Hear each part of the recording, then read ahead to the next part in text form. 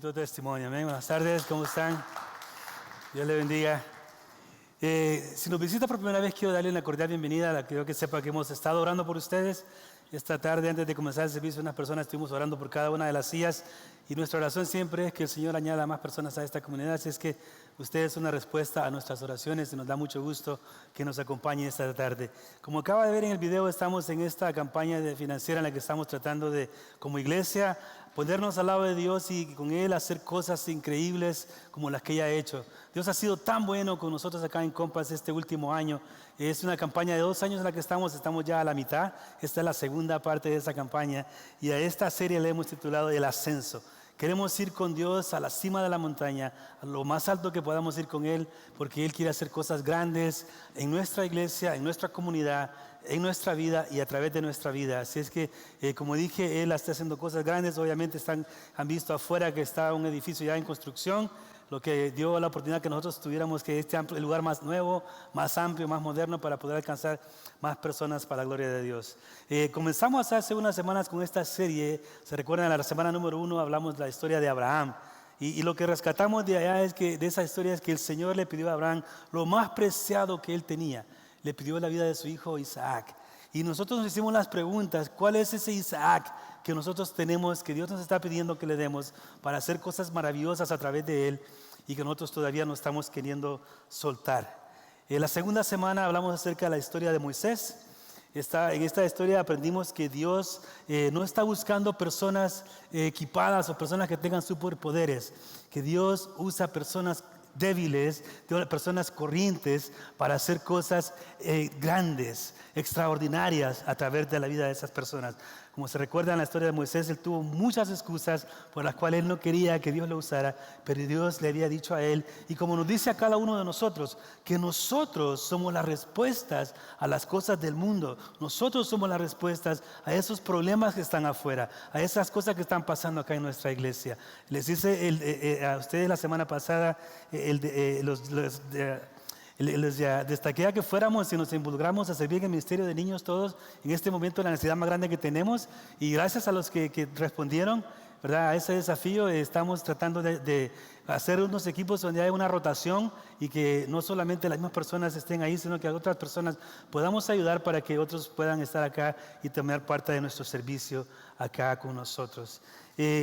Hoy en día, si se dan cuenta ustedes, es en nuestra cultura, en los deportes, incluso en las áreas académicas, la palabra fe algunas veces es usada de una manera muy a la ligera. Estamos a punto de ver un juego deportivo. La semana pasada, hace 2 semanas, fue el Super Bowl, ¿cierto? ¿Se recuerdan? Algunos de ustedes estaban orando para que mi equipo perdiera y gracias a sus oraciones perdimos. Pero algunos dicen: no, yo tengo fe que vamos a ganar en el juego, ¿cierto? O cuando los chicos están a punto de tomar un examen, la gente dice: tengo fe que va a salir bien en el examen. Y usamos la palabra fe así como muy a ligera. Pero realmente la descripción, la fe bíblica es algo completamente diferente. En el libro de Hebreos, en el capítulo 11, versículo 1, se nos dice que ahora bien, la fe es la garantía de lo que se espera, la certeza de lo que no se ve. Y en ese capítulo 11 de Hebreos, el escritor continúa y nos da una historia, una lista de personas que demostraron una gran fe en sus vidas. Personas como Noé, Abraham, Moisés, David, Samuel. El escritor también nos hace referencia a personas, no nos da sus nombres, pero hace referencia a personas que fueron torturadas, azotadas, encarceladas e incluso algunos de ellos apedradas por su fe. Así es que la realidad es que la fe no solamente es una fórmula para obtener cosas. La fe es la firme convicción de que Dios puede hacer cualquier cosa, en cualquier lugar, en el momento que Él elija hacerlo. Ahora, obviamente Dios sigue siendo Dios y Él tiene la libertad de decidir si hace o no hace esas cosas. Pero al final nosotros tenemos que entender que la fe equivale, y eso es el primer punto que está en sus notas. Si le gusta tomar notas, es el primer punto. La fe equivale a creer que Dios puede hacer cualquier cosa, en cualquier momento y en cualquier lugar. La fe es creer que Dios puede hacer cualquier cosa, en cualquier lugar y en cualquier momento. Y eso fue lo que Elías demostró en el Monte del Carmelo, en uno de los ejemplos más grandes de las Escrituras de la fe. Vamos a estar hablando esta tarde acerca de la historia de Elías. Así es que si trajo su Biblia, le voy a pedir que me acompañe al libro de Primera de Reyes. Vamos a estar en los capítulos 16, 17 y 18. Así es que comencemos ahí. Y vamos a estar aprendiendo una historia maravillosa de este hombre que tuvo una experiencia con Dios en la cima del monte. Y es lo que Dios nos está desafiando a cada uno de nosotros a hacer, acompañarle a Él, a ir a la cima del monte para que podamos experimentar las bendiciones que Dios tiene para nosotros. Así es que, pero antes de entrar en esta historia, quisiera ponerlos en contexto de lo que estaba ocurriendo hasta este punto en el libro Primero de Reyes, hasta donde estamos en el capítulo 16. En este momento el rey de Israel es Acab. Es ese rey que está en estos tiempos reinando en Israel.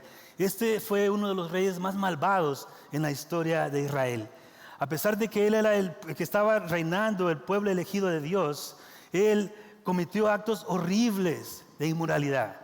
En el capítulo 16 de Primera de Reyes nos muestra unas perspectivas del carácter de esta persona, de lo malvado que él fue, de las cosas que él hizo. En el versículo 30 dice que él hizo lo que le ofendía al Señor, más que todos los reyes que lo presidieron. Imagínense, muchos de los reyes que habían estado antes que él habían sido reyes malos, pero dice la palabra que él hizo cosas aún más malas. Las cosas que enojaban a Dios, dice, las cosas que ofendían al Señor, más que todos los reyes que lo habían precedido. Y no solamente eso, sino que él también se casa con una mujer pagana de nombre Jezebel. Y más o menos a esta persona él le permite, le da casi la libertad de que ella se encargue de dirigir la religión del tiempo.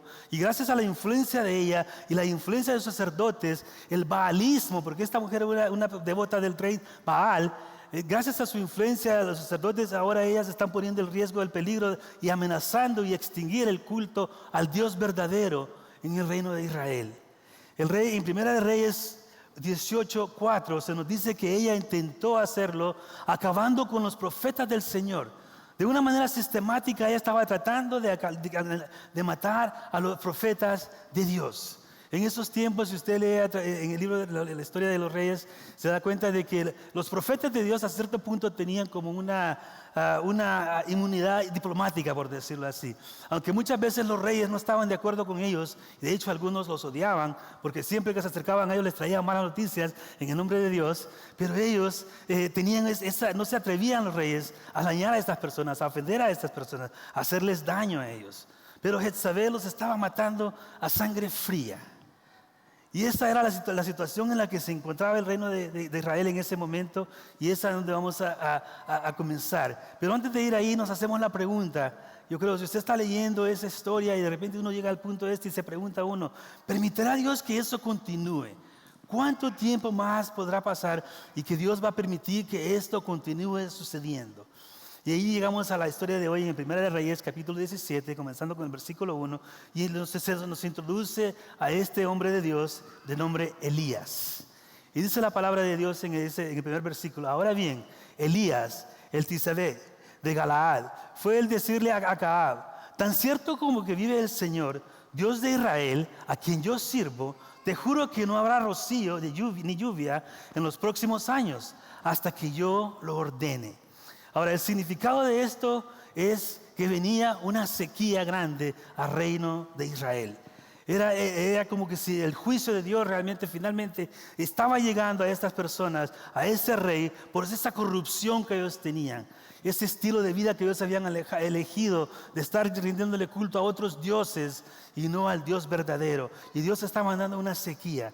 Y haber elegido una sequía también tiene otro significado si leemos en el contexto de lo que está pasando, porque Baal era también reconocido primordialmente como Dios del clima.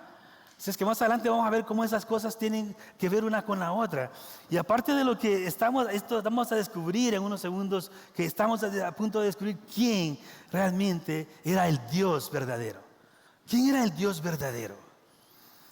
Ahora, ya sabíamos, hemos escuchado lo que Jezabel estaba haciendo a los profetas de Yahweh, a los profetas del rey de Dios, el Dios verdadero. Ahora, nos podemos imaginarnos el valor que le debe haber tomado a Elías ir ante Acab y llevarle esa profecía de que venía una sequía a su reinado. no era, yo creo, que lo que este hombre había estado esperando tener que hacer. Pero eso es lo que el Señor le dice. Y luego continuamos en el versículo 2 y dice: entonces la palabra del Señor vino a Elías y le dijo este mensaje: sal de aquí hacia el oriente y escóndete en el arroyo de Kerit, al este del Jordán. Beberás agua del arroyo y yo les ordenaré a los cuervos que te den de comer ahí. Ahora Dios le dice a Elías: sal de aquí, ve y escóndete. Y Elías, feliz, le dice: ok, Dios, gracias. Y hace caso a Dios y se va. Pero una serie de milagros comienzan a ocurrir en la vida de este hombre de ese momento en adelante. Dios le había ordenado a los cuervos que le llevaran pan y carne por 2 veces al día. Le hace beber agua del arroyo. Y cuando eso pasa, cuando eso para y el agua se seca y ya los cuervos no le traen comida, Dios envía a Elías otra vez a otra aventura, a otro mensaje, a otra misión que el Señor tiene para él. En el versículo 8 le dice: entonces la palabra del Señor vino a él y con este mensaje: ve ahora a Sarepta de Sidón y permanece ahí. A una viuda de ese lugar le he ordenado darte de comer. Así es que luego Dios ahora le está diciendo que vaya a otro lugar. Y ahora va a probar realmente la fe, no solamente de Elías, sino la fe de esta otra mujer que estamos a punto de conocer. Una viuda, dice, de ese lugar. Ahora recordemos de dónde es la que está como reina de Israel ahora, Jezabel. Es ese mismo lugar. Donde esa viuda está, Jezabel también es de ese mismo lugar. Ahora, eso es algo sorprendente porque la persona donde el Señor envía a Elías es una mujer viuda pobre. Quizás era la última persona de que cualquier persona normal hubiera pensado ir a buscar ayuda en un momento cuando una nación completa está pasando una sequía, una gran hambruna. No hay cosas disponibles para muchos. De hecho, esta mujer está a punto de perder todo lo que tiene. Vamos a darnos cuenta en un segundo. Y el Señor precisamente lo manda a él a ese lugar para que esa mujer le ayude.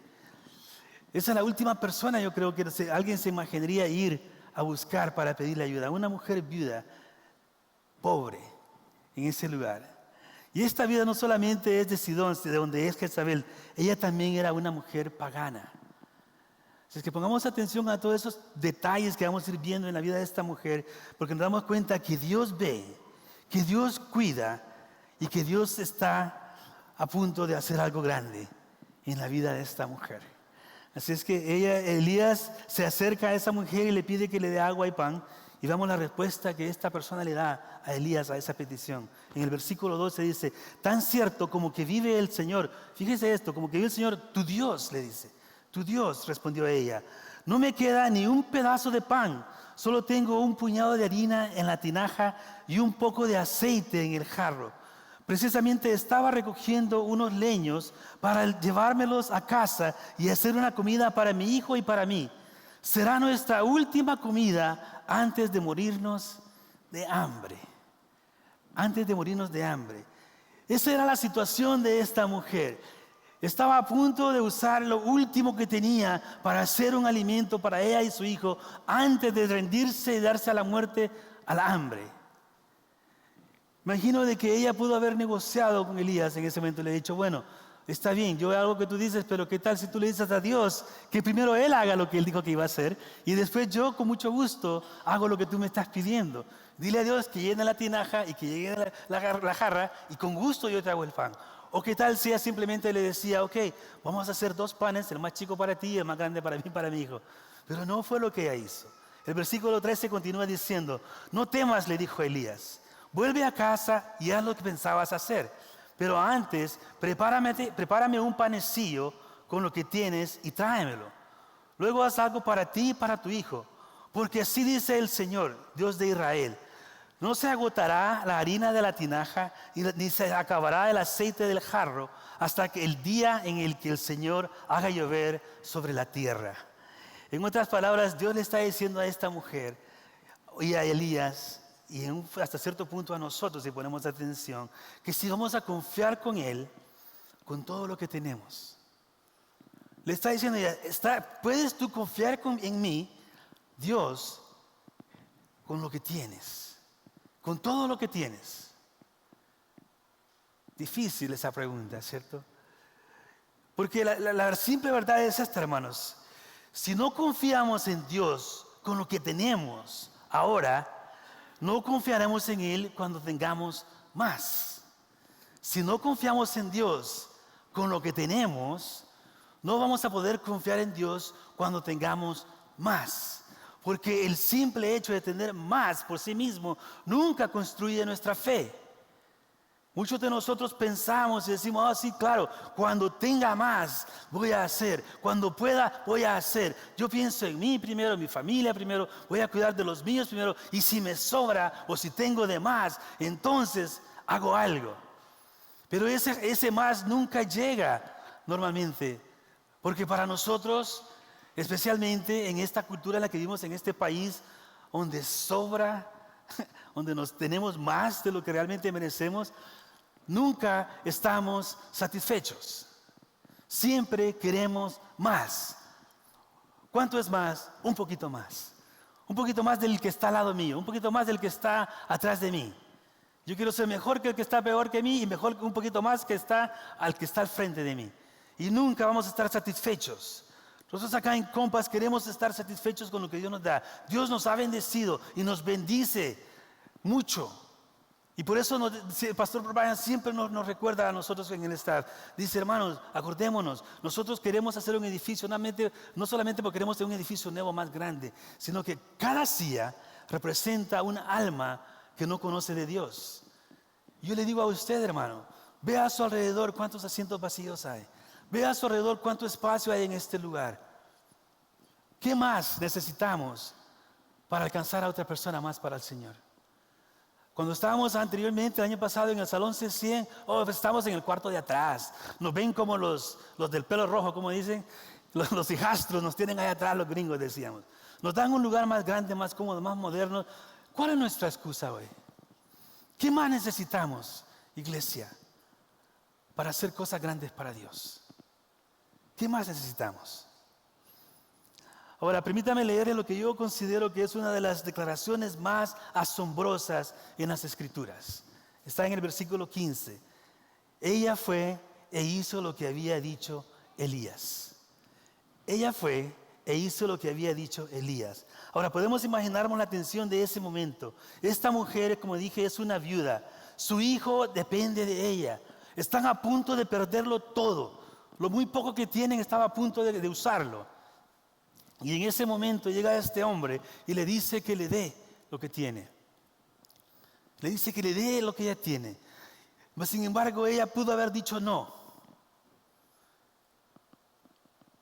Haber pensado en ella y en su hijo. Pero no fue lo que ella hizo. Está en una situación complicada, ¿cierto? Si Dios no actúa, ella y su hijo morirían. Con certeza. Pero porque ella confió en Dios, en la promesa que Dios había hecho, no solamente en ese momento, sino que desde sí en adelante, después de que ella hizo el pan para Elías, y luego él le dice, ve y ahora haz algo para tu hijo también. Va y la tinaja que estaba vacía ahora está llena y vuelve a hacer. Y el siguiente día hace lo mismo y se le vacía nuevamente, y el siguiente día lo mismo, y el siguiente día lo mismo. Entonces, ¿qué está pasando? Nos estamos dando cuenta, hermanos, que porque ella obedeció a Dios, día a día, Dios estaba cuidando de ella, le estaba proveyendo lo necesario para cada día. Dios le prometió que eso nunca se le iba a acabar. Y ella confió en Dios y lo dio todo. Y nunca le faltó nada de ese día en adelante, porque Dios día a día proveía lo que ella necesitaba. Dios ve, Dios provee y Dios cuida. Ahora, yo me imagino que esta mujer se puede haber preguntado a sí misma en algún momento, porque nosotros lo haríamos, ¿cierto? ¿Qué tal? ¿Qué tal si yo no hubiera hecho caso a Dios? ¿Qué tal si no hubiera creído en la promesa que Dios hizo a través de este hombre? ¿Qué hubiera creído? ¿Qué hubiera sucedido? ¿Qué hubiera sucedido con ella? ¿Quién iba a imaginarse que un acto tan desinteresado de esa mujer, de dar todo lo que tenía, iba a terminar con una bendición tan grande como la que Dios le dio, de cuidar de ella día a día a día y asegurarse que nunca le faltara suficiente para que ella comiera y para que su hijo comiera. ¿Sabe? Muchos de nosotros hemos tenido que experimentar eso. Hemos tenido que experimentar durante esta temporada de lo inexplorado, de esa promesa, de ese compromiso que hicimos con Dios, de confiar en Dios y realmente dar de lo último que tenemos. Hace un año atrás, algunos de nosotros, si ustedes están acá todavía, hicimos un compromiso con Dios para lo que se está tratando, para lo que Dios quiere hacer acá en Compass. Y algunos de nosotros sabemos que no ha sido fácil. Algunos de nosotros hemos sido probados, confiando en Dios. Dar a lo mejor de lo último que está en nuestra tinaja. Pero Dios ha sido fiel y continuará siendo fiel mientras nosotros continuemos siendo obedientes a lo que Él nos pide. Ahora, la pregunta para usted, y si nos visita por primera vez, nuevamente quiero aclarar una cosa. Si usted está visitando por primera vez, no se sienta comprometido de lo que estamos hablando. Esto en general estamos hablando a la gente de casa, a los que ya somos familia. Pero también usted a lo mejor ore y a lo mejor Dios quiere tratar algo con usted, ¿no? Hay algo que Dios tiene que tratar con usted, pero lo que estamos hablando así más que todo porque estamos en casa. ¿Está usted confiando en Dios con todo lo que tiene? ¿Está usted confiando en Dios con todo lo que tiene? Y hace un par de semanas hicimos la pregunta: ¿estamos honrando a Dios con todo lo que tenemos? ¿O estamos todavía guardando cosas a Dios? Tratando de ocultar cosas a Dios. Jesucristo mismo dijo esto. En Lucas 6:38 dice, Jesucristo dice, den y se les dará. Se les echará en el regazo una medida llena, apretada, sacudida y desbordante, porque con la medida que den a otros, se les medirá a ustedes. Entonces yo le pregunto a ustedes, hermanos, ¿están ustedes usando medidas generosas cuando dan? ¿Están ustedes siendo generosos con lo que Dios les da para bendecir a otras personas? ¿O estamos todavía reteniendo cosas, pensando solamente en nosotros? Ahora, en esta historia que estamos leyendo más adelante, cuando el hijo de la mujer esta muere, y si no ha leído esa historia, le animo cuando llegue a casa, por favor, vaya a Primera de Reyes y lea esa historia para que se dé cuenta de lo que estamos hablando. Pero muere el hijo de esta mujer y ella le dice estas palabras a Elías en el versículo 18: ¿por qué te entrometes, hombre de Dios? ¿Veniste a recordarme mi pecado y a matar a mi hijo? Ella se pregunta, ¿es Dios realmente cruel? Y porque tú estás acá, ¿realmente Él ahora me está haciendo pagar por mis pecados? ¿Es eso realmente lo que viniste a hacer en mi vida? ¿Por qué te entrometes, hombre de Dios? Y Elías, como todo un hombre de Dios, ora por el joven. La palabra de Dios dice que lo lleva a su cuarto donde estaba él hospedado y se acuesta sobre él y ora. Y este hombre, su vida es restaurada. Y él le devuelve a su hijo con vida a esa mujer. Y gracias a eso, esa mujer ahora llega a creer en el Dios verdadero. Llega a creer al Dios verdadero. Al final del capítulo 17 hace una declaración como afirmando la identidad que ahora verdadera de Elías como hombre de Dios. En el versículo 24 dice, entonces la mujer dijo a Elías, ahora sé que eres un hombre de Dios. Y sé lo que sale de tu boca es realmente la palabra de Dios. Ahora, la vida de este hombre Elías pudo haber sido muy, muy maravillosa después de esta escena, ¿cierto? Él ha llegado, fue ante un rey, le dijo que venía, le dio la palabra de Dios, que venía una sequía, se va, se esconde por un tiempo, Dios le provee, lo invita a donde esta mujer, le hace una bendición a esa mujer, su hijo muere, él restaura la vida de ese hombre y todo podía haber sido maravilloso. Pero la historia no ha terminado. Vamos a ver más adelante qué lo continúa en la vida de este hombre. Ahora, para que entendamos, el nombre de Elías significa el Señor es Dios.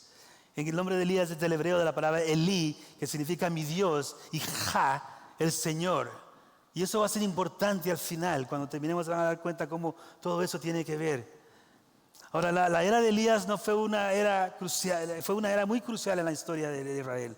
Lo que es crucial es la adoración de Dios que él ha tenido, la amenaza que tenían a la adoración de Dios, porque estaban adorando a dioses falsos. El tema de la idolatría siempre ha sido era problema para Israel.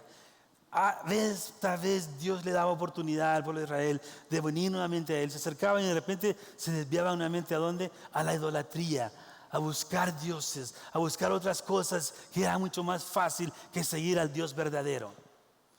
Y esa es la manera que la idolatría funciona.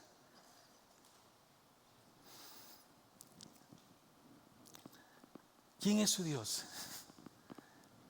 Yo le pregunto a usted esta tarde, ¿quién es su Dios?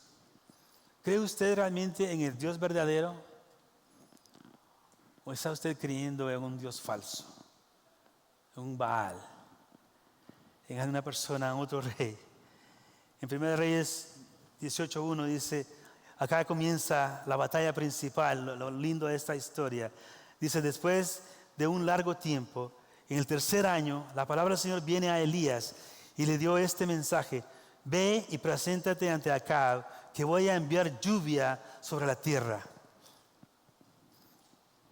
Ahora nuevamente, Elías, como le dije, estaba muy cómodo donde él estaba. Ya había hecho cosas maravillosas, pero ahora estaba escondido. Ahora el Señor le dice, ven, necesito que vayas a hacer esto. ¿Cuántos creen que es lo que él estaba esperando para él? ¿Cuántos creen que es lo que él realmente estaba buscando? Tener que ir a buscar y enfrentar nuevamente a este rey que probablemente lo quería matar también. Que probablemente estaba muy enojado con las cosas que él estaba haciendo, diciendo que a lo mejor queriendo el deseo de matarlo. Entonces luego él le dice en el versículo 2, así que Elías se puso en camino para presentarse ante Acab. Ahora noten esto, en Samaria había mucha hambre, pero por lo tanto Acab mandó a llamar a Abdías, quien administraba su palacio. Ahora, entre paréntesis, Abdías era un hombre devoto de Dios que estaba trabajando para este rey. Dios siempre pone personas en lugares estratégicos para trabajar y hacer cosas grandes para él. Si es que este hombre acá está sirviendo a este rey malvado, pero es un hombre de Dios, es un hombre devoto al Dios verdadero.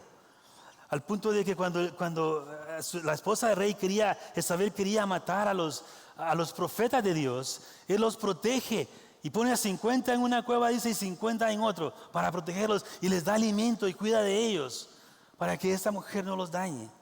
Continúa en el versículo diciendo, Acab instruyó a Abdías, recorre todo el país en busca de fuentes y ríos. Tal vez encontremos pastos para mantener vivos a los caballos y a las mulas y no perdamos nuestras bestias. Imagínense la mente de este rey.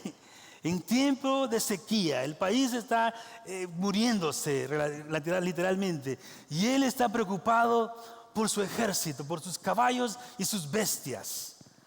No por su gente, no por su pueblo.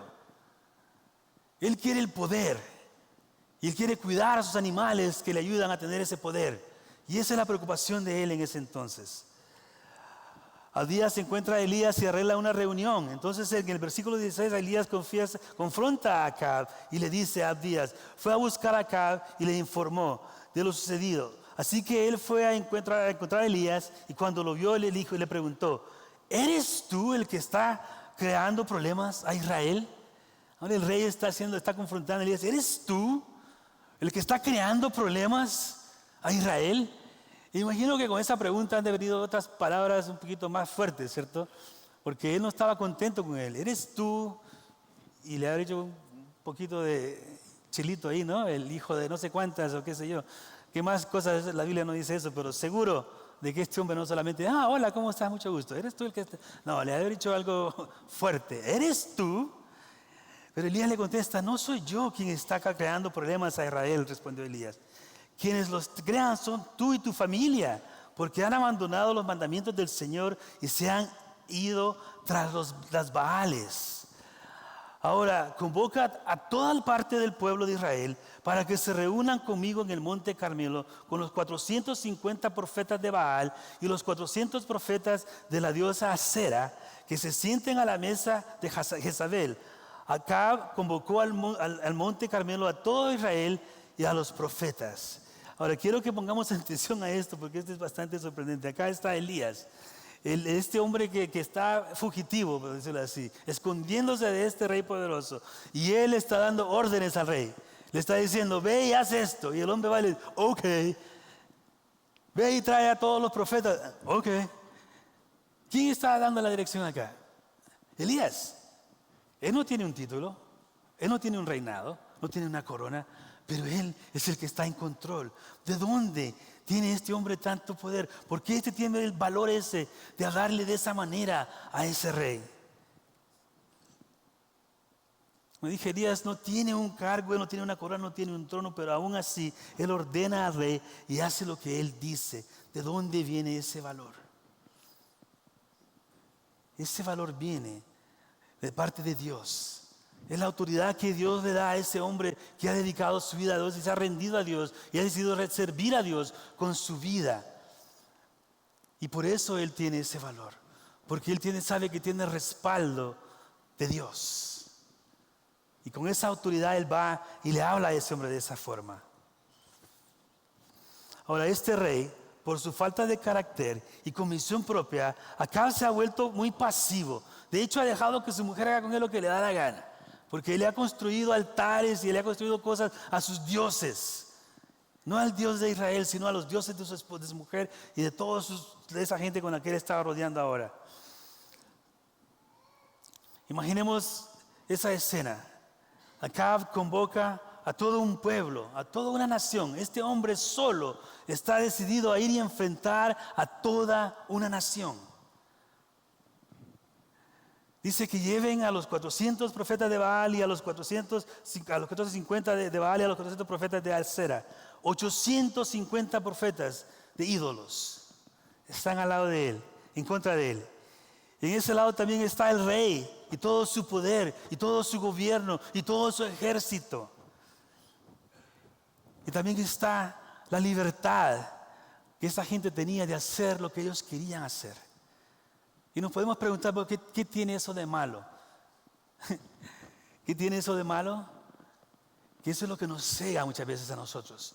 Porque tenemos la libertad de hacer lo que nos da la gana. Queremos hacer lo que viene a nuestro corazón y queremos hacer, y eso es lo que ellos tenían, y eso es lo que ellos buscaban, ser libres.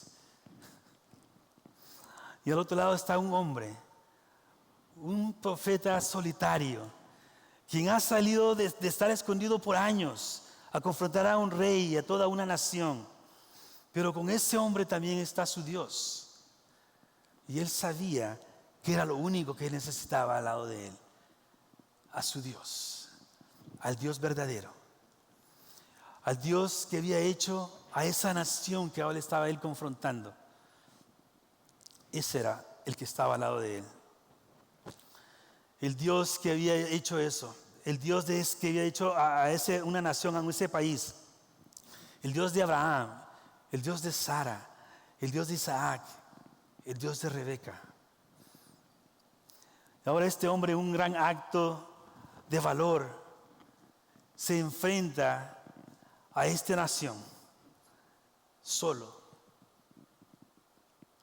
Están 850 profetas de ídolos, un rey con todo su poder, una mujer que está matando a los profetas del Señor, y él solo va y enfrenta a toda esa gente. En el versículo 21 dice: Elías se presentó ante el pueblo y dijo, ¿hasta cuándo van a seguir indecisos?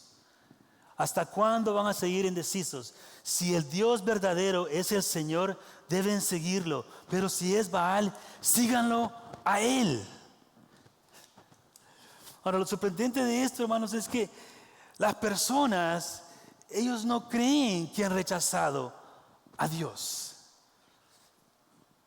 El pueblo de Israel, en su mente, ellos no creen que realmente han rechazado a su Dios. Ellos simplemente han añadido uno más. Han añadido otro Dios. Ellos pueden continuar adorando a Dios, a Yahweh, cuando les conviene. Y cuando no les conviene, van con Baal. Porque Baal les permite hacer lo que les da la gana. Les da la libertad de ser quien ellos quieren ser y de buscar sus placeres donde ellos quieran buscarlos. ¿Por qué tendrían que elegir? ¿Por qué tendrían ellos que decidir a quién seguir si en su mente ellos están bien? Buscan al Dios verdadero, a Yahweh, cuando les conviene, y cuando no les conviene, van con los otros dioses. Hasta cierto punto ellos lo tienen lo mejor del mundo, ¿cierto? En su mente. Ahora quiero hacer otra pausa nuevamente y preguntarles, hermanos, a ustedes esta tarde. ¿Alguno acá tiene algún Baal con el que está luchando el día de hoy? ¿Hay alguien acá que está luchando con un Baal? Porque saben, un Baal es cualquier cosa que lo tienta y que le aleja de su devoción completa a Dios. Permítame decirlo una vez más. Un Baal es cualquier cosa que lo tienta y que lo aleja de su devoción completa a Dios. Un Baal puede ser una relación. ¿Alguien acá está teniendo una relación indebida? ¿Alguien acá está llevando un estilo de vida que no agrada a Dios? Un Baal puede ser un estilo de vida con nuestra generosidad. ¿Estamos siendo realmente generosos con lo que Dios nos da? ¿O estamos agarrando las cosas que Dios nos da y no queremos desprendernos para bendecir a otras personas? Para algunos puede ser un mal hábito con el que hemos estado luchando por años. Una adicción que no podemos dejar o que estamos tratando de esconder. Y ese es el hilo que Dios quiere que usted suelte, pero que le está costando soltarlo. Hay alguien que está luchando con un Baal entre nosotros. Ahora, hermanos, su Baal puede ser su rencor, su ira, puede ser el orgullo. Algunas veces Baal es la insistencia de querer tener control, de decir, yo soy el dueño de mi vida, hago con mi vida lo que me da la gana, yo gano mi dinero y me lo gasto en lo que a mí me da la gana, es mío, yo me lo gasté, yo me lo gané, me lo merezco. A veces eso puede ser al Dios al que estamos adorando, que estamos pensando que las cosas, el dinero, nos están dando gozo, felicidad y nos están haciendo felices. Pero eso es imposible, hermanos. No podemos adorar a dos dioses. O adoramos al Dios verdadero o adoramos a otros dioses. El corazón humano es capaz de dar su alianza completa al Ser Supremo, al Dios verdadero. Su corazón solo es capaz de darle devoción a un solo maestro, a uno solo, no a dos. Jesucristo mismo dijo, nadie puede servir a dos maestros. Elías nos dice esta tarde, si ha de servir a Baal, sea honesto. Si usted está sirviendo a otro Dios, sea honesto y no añada la hipocresía a la desobediencia que ya está cometiendo. Y si ha de servir a Dios, póngase de rodillas, confiésese, arrepiéntase y confíe y comience a caminar con el Dios verdadero. Pero no puede estar sirviendo a los dos. Es tiempo de elegir a quién vamos a servir, al Dios verdadero o a un Baal.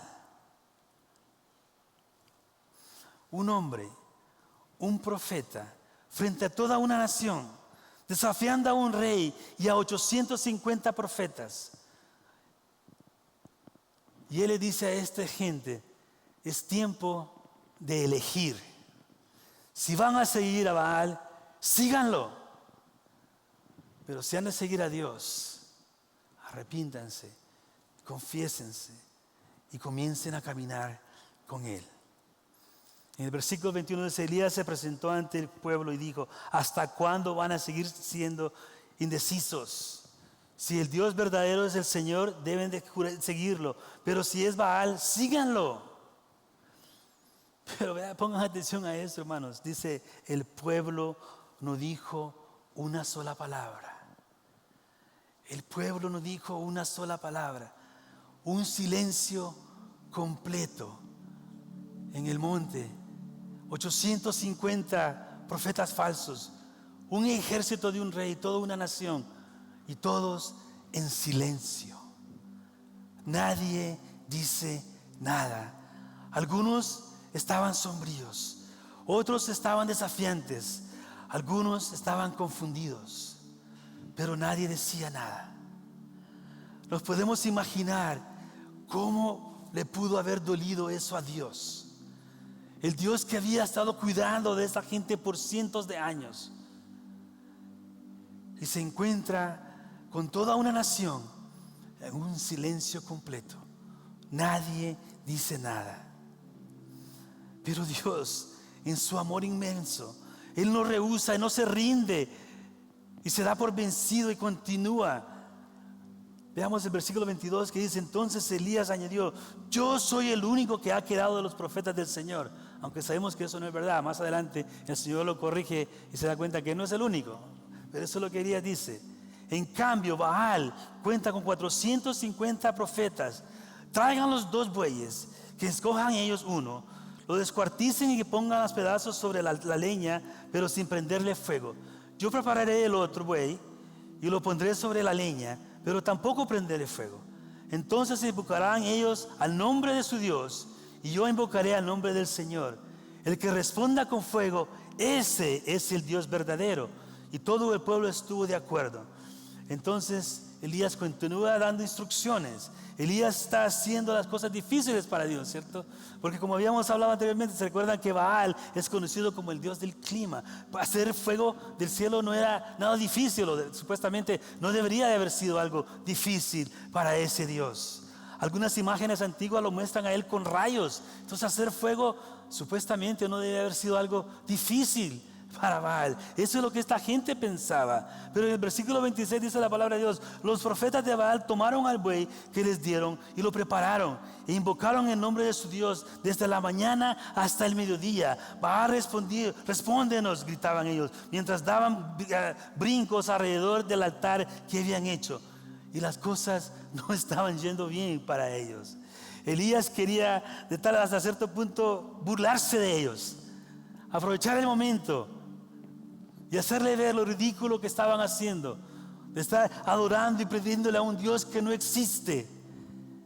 Y le dice en el versículo 27: al mediodía Elías confesó a burlarse de ellos. Griten más fuerte, les decía. Seguro que es un Dios, pero tal vez está meditando, o está ocupado, o de viaje, o a lo mejor se ha quedado dormido y hay que despertarlo. Ahora, este pasaje es un poco difícil traducirlo del lenguaje original, pero la intención acá es la burla, el sátiro, el humor. Es simplemente hacerle ver a este hombre lo ridículo que era lo que estaban haciendo, pidiéndole a un Dios que no existe, que no estaba allí. Me encanta cómo lo traduce la versión traductora al lenguaje actual. Y lo desafío esta noche: lleguen a casa, busquen esta versión, TLA. Primera de Reyes 18:27, ¿cómo lo dice? De esa manera: el mediodía Elías se burlaba de ellos y les decía: griten más fuerte. ¿No ven que es el Dios? A lo mejor está pensando o salió de viaje, quizás fue al baño, tal vez está dormido y tienen que despertarlo. Ahora, toma mucho valor, ¿cierto? Para un hombre solo, cuando toda una nación ponerse de esa actitud desafiante, diciendo esas cosas. Pero ¿por qué este hombre estaba con tanto valor? No por él mismo. No sabía, él sabía que atrás de él estaba el Dios verdadero. Él sabía que lo fortalecía a él no eran sus habilidades, no era él mismo. Detrás de él estaba Dios. Y eso le dio a él la valentía de desafiar a esas personas de esa manera. En el versículo 28 dice: comenzaron entonces a gritar más fuerte. Y como era su costumbre, se cortaron con cuchillos y dagas hasta que se bañaron en sangre. Pasó el mediodía y siguiendo en este trance profético hasta la hora del sacrificio vesperino. pero no se escuchó nada, pues nadie respondió ni prestó atención. ¿Están ustedes orando a algún Dios falso? ¿Está usted pidiéndole algo a un Dios que no existe? ¿O estamos buscando del Dios verdadero? Dice que esto duró por horas, desde la mañana, el mediodía, hasta la hora de rendirle culto a Dios, lo cual ya ellos habían olvidado. Y dice Elías que Elías llama a las personas donde él estaba, cuidadosamente prepara un altar. En el versículo 31 dice que él toma 12 piedras. Imagínense eso, comienza a poner 12 piedras para recordarles a su gente quiénes realmente eran ellos, que no se les olvida de dónde venían. Yo creo que algunos de nosotros debemos de ir, cuando vayamos de vacación a nuestro país, tráiganse una piedra de su país y pónganla en un lado para que se recuerden y no se olviden de dónde vienen. Este hombre dice, toma esas piedras y pone para que no se olviden, dice, para cada una de las tribus descendientes de Jacob, y las pone en ese lugar. Y dice que él oró. Pero veamos el contraste de la oración de este hombre a los gritos ridículos que estaban haciendo esos otros dioses, porque ellos gritaban y hacían escándalo. Y es importante que nosotros entendamos esto, hermanos, porque algunos cristianos oran más como los que siguen a Baal que los que seguimos al Dios verdadero. Piensan que tienen que hacer cosas extrañas y gritar y hacer un montón de ruido, como que si Dios necesita que le llamemos la atención, como que si Dios no está dispuesto a escuchar nuestras oraciones, como que si Dios no nos ama tanto como para haber enviado a su Hijo para cuidar de nosotros. Elías calmadamente habla con Dios en una bella historia, una oración maravillosa. Versículo 30 dice: a la hora del sacrificio vesperino, el profeta Elías dio un paso adelante y oró así: Señor, Dios de Abraham, de Isaac e Israel, que todos sepan que hoy tú eres Dios en Israel y que yo soy tu siervo y que he hecho todo esto en obediencia a tu palabra. Respóndeme, Señor, respóndame, porque esta gente reconozca que tú, Señor, eres Dios y que estás convirtiéndoles el corazón a ti. Vea qué lindo lo que dice la oración de este hombre. Él no le dice: Señor, haz esto para que vean que tú eres Dios y que todos se vayan al infierno. Todos ellos te han rechazado y están orando a otras personas. Le dice: no, para que ellos sepan que tú estás convirtiendo su corazón a ti. Porque el corazón de Dios es así. Él no quiere que nadie se pierda y está buscando a todos. Dios ve, Dios cuida y Dios responde a las oraciones. La historia continúa y dice que Dios envía fuego del cielo, y no fuego así como para encender nada más el fuego. Dice la historia que Elías le dice a las personas que pongan en el altar y que le echen agua a la leña primeramente, y lo hagan 3 veces. Y todo el mundo sabemos que una leña mojada no va a agarrar fuego, ¿cierto?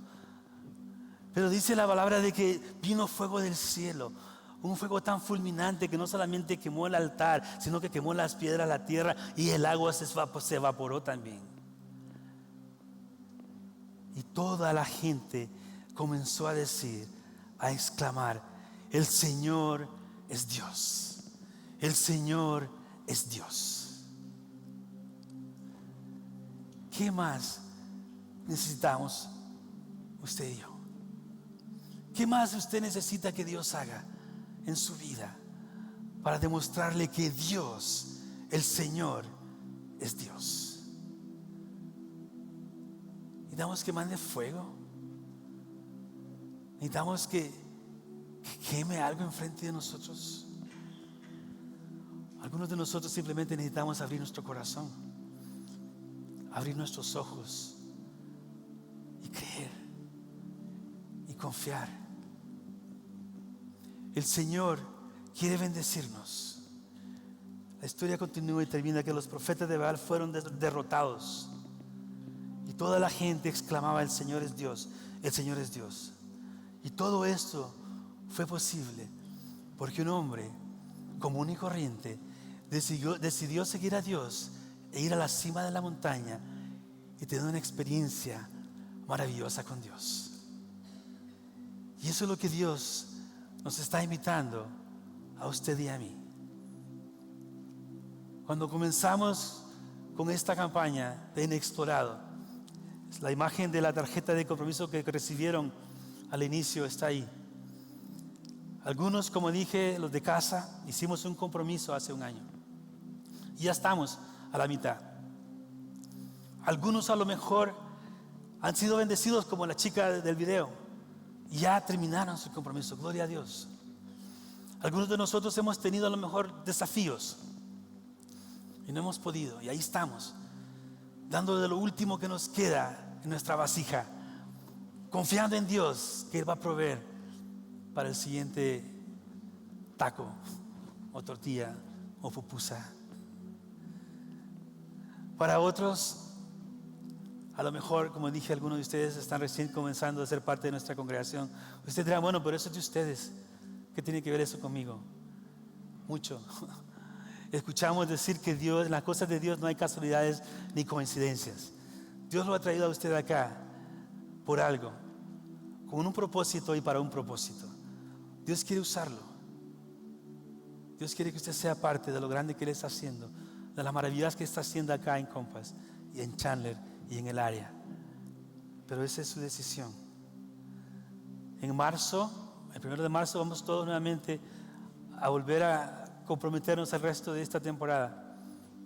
Yo le digo, si usted no, nada más no se sienta obligado a participar. Eso es para los que somos de casa. Pero sí le pido que ore. Y que a lo mejor Dios tiene algo que quiere hacer en usted y para usted. El resto de nosotros, ¿qué estamos esperando? ¿A quién estamos orando? ¿Quién es su Baal? ¿Cree usted que el Dios verdadero al que nosotros recibimos es real? ¿O necesita más pruebas para creerle? Oremos. Padre Santo, te damos gracias esta tarde, Señor, por tu amor. Gracias, Señor, por tu palabra, por este maravilloso mensaje, Señor. Señor, ayúdanos a creer en ti, Señor. Tener una fe como la que tuvo esa mujer, de dar todo lo que tenía, de estar dispuesta a soltar a punto de llegar casi a morir de hambre, si era a no ser porque tú actuaras, Señor. Ayúdanos a nosotros a tener ese tipo de fe, Padre. Así como Elías tuvo la valentía de ir y enfrentar a toda una nación. Yo sé que tú no nos pides a nosotros que vayamos ante toda la nación, pero sí nos pides que vayamos y compartamos tu evangelio con aquellos que no conocen de ti. Yo te pido que nos des la valentía, Señor, para ir y hablar de ti con la gente que no conoce de ti. Ayúdanos a confiar que en el momento preciso tú nos darás las palabras necesarias que tengamos que decir para que esa persona que tú nos has puesto al frente conozca de tu amor, Señor. Ayúdanos a ver a nuestro corazón, Señor, a indagar en lo más profundo de nuestro corazón y ver qué es lo que está ocupando tu lugar. ¿Qué es aquello que tenemos que soltar y deshacernos de ello? Para que seas tú únicamente ocupando el lugar que te pertenece a ti, en nuestro corazón. Continúa bendiciendo, Señor, este lugar. Te damos gracias por hacernos partícipes en tu obra. Recibe la honra y la gloria. En el nombre de tu Hijo Jesús. Amén.